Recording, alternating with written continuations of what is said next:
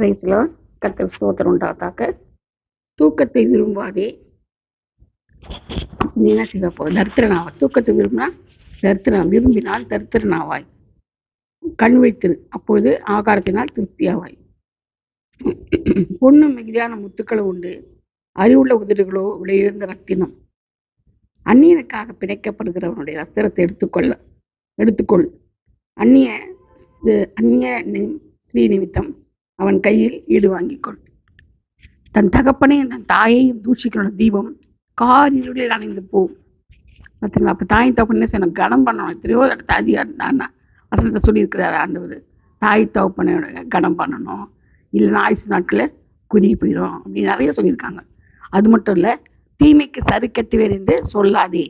கர்த்தருக்கு காத்திரு, அவர் உன்னை ரட்சிப்பார். சில சொல்லுவோம், இப்போ பழி வாங்குறேன் நான் நினைப்போம். ஆனால் நான் பழி வாங்குறது நமக்குரியதல்ல, கர்த்தருக்குரிய காரியம். அது பழி வாங்குறது அவருக்கு. நம்ம பழியெல்லாம் வாங்க முடியாது, யாரையும் வாங்க முடியாது. ஏன்னா நம்ம ஆண்டோட பிள்ளைங்க இல்லையா. பழி வாங்க நமக்குரியது இல்லை, தேவனுக்குரியது.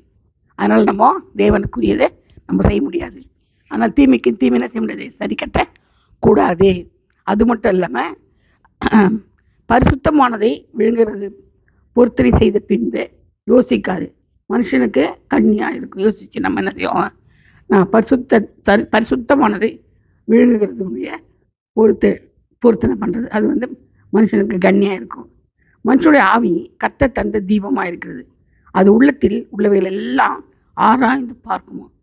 அப்போ மனுஷனுடைய ஆவி கர்த்தர் தந்த தீபம், அவருடைய தீபம். ஏன்னா அவர் தான் நம்ம சுவாசத்தை ஊதினாரு.